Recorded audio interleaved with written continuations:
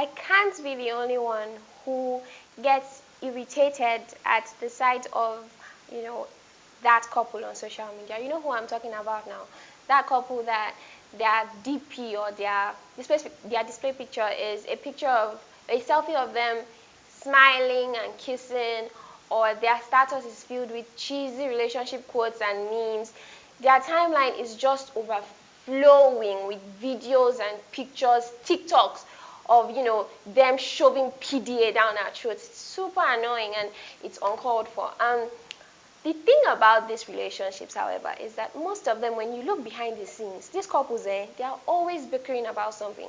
They're always fighting over something. It's from chores to finances to friends to business, anything and everything, just to bring up a fight. And it seems like they are always on the brink of a breakup. Today, I'll be talking about social media relationships and how it has had adverse effects on real relationships in the actual world, and how we can deal with those things.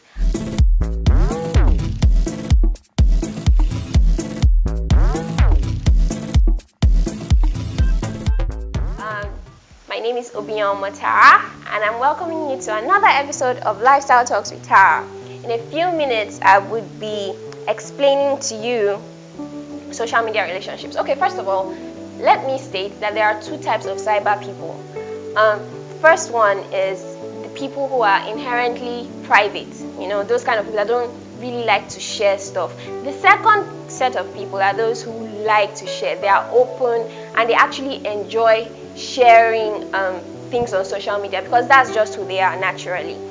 But you see the second set of people, and you can still categorize them into two. The first category of people are those that have genuinely beautiful lives. The second ones are just those ones that are in need for image building. What do I mean by image building? We all know what we call packaging. Everybody they package. Everybody does it. If you're on social media, you want to look good. Image building or packaging in this sense is the deceptive art of controlling people's perceptions about you.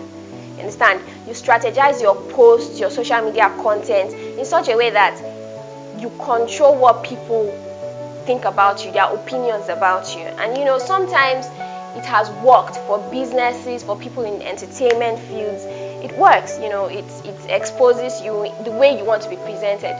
But the truth is that it hasn't really worked. In fact, it has had more negative effects on real relationships than it has had positive effects.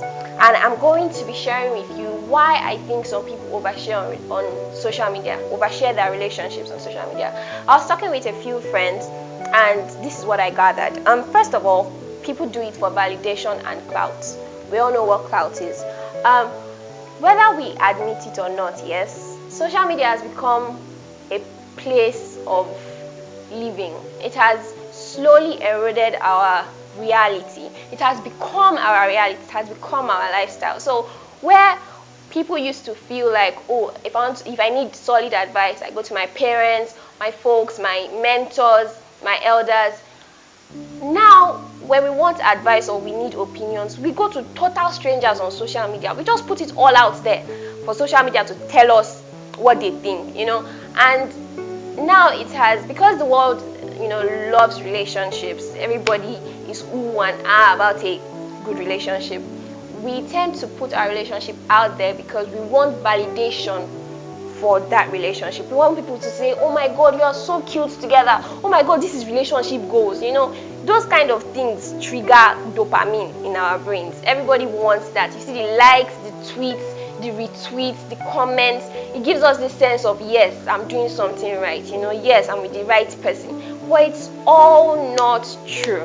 What we need to realize is that sometimes social media gives us a false sense of achievement with our relationships, because while you should be busy spending time with your partner and getting validation from your partner, you're getting validation from what people online think of your relationship. The second thing, or the second reason I discovered people overshare on social media is something I call RCSE.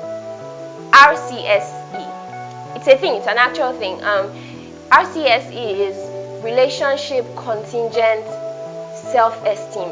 Now, people with low self-esteem or people with RCSE, what happens is basically RCSE is a kind of self-esteem personality that focuses someone's self-esteem. They get their self-esteem or they get their sense of esteem from how well their relationship is going.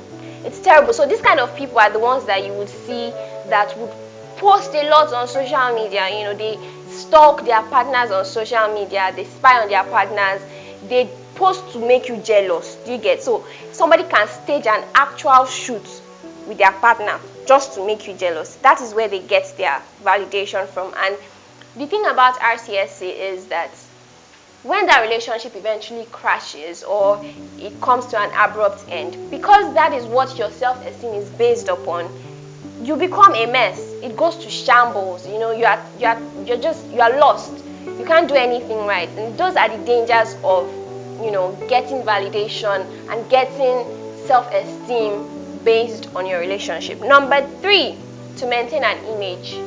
Oh my God, I cannot stress this enough. I have friends that are going through hell in their relationship, but they won't tell anybody. Why? Because the image that they have portrayed on social media, it's like they are, I don't know, they are President Obama and Michelle Obama, because, you know, they are in the right place with their boo, they are taking the right pictures, they are eating the right food, they are in the right restaurants. They consider these things enviable, you know. So when you go to them and you say, hey, speak up about what is happening in your relationship, they're like, what would people say? You see, what would people say? That exact mentality is what is killing most relationships today.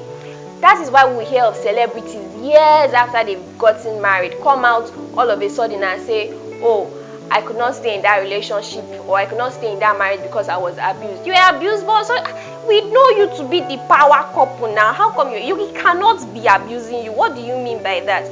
But they would not come out and say that, because in their own heads, they have built their social media, they have built their image around the fact that their relationship is the best, it's solid, it's all that.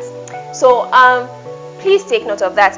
One thing I also want to point out is why social media relationships are not really what they seem. What do I mean? Happy couples, truly happy couples, they don't need to post on social media.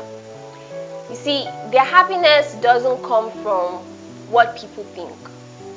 You know, they are secured and they are content in their relationships. They don't have anything to prove to you. So you would barely see a truly happy couple feel the need to post anything on social media.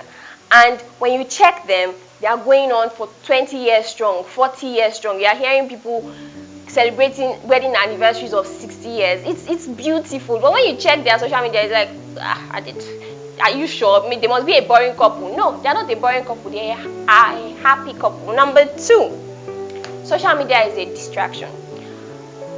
When you meet a truly happy couple, you see that they are not going to spend their time, or they are not going to take time from enjoying their relationship or enjoying a trip with themselves to take a selfie and show to you on social media. No, they're not going to waste their time doing that.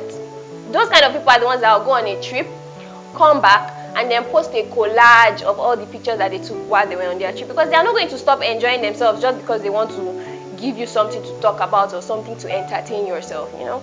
Number 3 is social media relationship is a fantasy.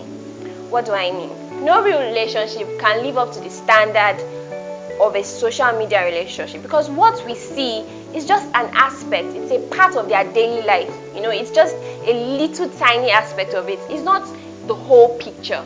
You know, so if you are going to base your relationship on what you see on social media, you are already setting yourself up for a disaster, for an unfulfilling relationship. Because the truth is that these relationships that are put on there in social media, they are only going to show you the good parts. You get? They're not going to show you where they fight. They're not going to show you when they argue. They're not going to show you when they have disagreements. You know, so if you feel like, oh, my relationship must always be like this. My boyfriend, this person bought her boyfriend, this person bought her boyfriend a gold watch, and her boyfriend bought her a car. My boyfriend was buying me, hey, sister, you don't understand what is happening. You are going to regret. You are going to, if you base your relationship after those things, if you model them after those things, is not going to turn out well for you. In conclusion, you guys, please turn off the selfie cameras, turn those lenses rather to yourselves. Have a heart to heart with your partner. You want to know if this relationship is what it is on social media as it is in real life. You want to know what you and your partner actually feel about each other, what you really feel about your relationship. You don't want to leave it to the world to judge for you. Secondly, you want the growth of your relationship to be paramount. What do I mean by this? Spending quality time together, building a solid foundation is paramount. Now, with everything I've said, yes, some people would ask me, Tara, is it wrong for me to put my relationship on social media? No. Is it wrong for me to flaunt my partner? Is it wrong for me to want my boyfriend to upload my pictures once in a while? No, it is not wrong. In fact, it's a little healthy. Online bragging sometimes is a little healthy for the ego. You as a boyfriend, you don't want your girlfriend to be thinking, why is he not posting me? Is he not proud of me? Why is he not posting me? Is he blocking me from people? You don't want your boyfriend to be thinking that. However, what I'm trying to say is that sometimes stop that, right?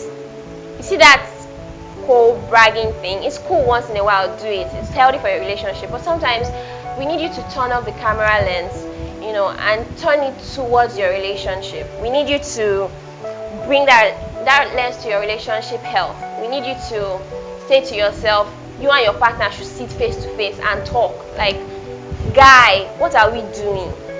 Is this going anywhere? Are we happy, or are we doing this for clout? Are we happy, or are we doing this for the world? Because honestly, in the end, it is your happiness and your fulfillment, or your fulfillment in your relationship, that actually matters. And until our relationships are rock solid, we cannot say that we have a good relationship. So you guys, I'm going to encourage you to always put the health of your relationship first. Always build intimacy, real intimacy between you and your partner. It is what is paramount in a relationship. And then when you have such a beautiful, healthy relationship, you can now decide what part of that to share with the world. But once you let social media be the driving force in your relationship, you are setting yourself up for heartbreak and failure that you probably might never recover from. I hope I have been able to, answer some of the questions that you guys have about relationships today. And I hope you are able to join me on our very next episode of Lifestyle Talk. I'm still your host, Obinyama Matara. Thank you for joining me. Bye.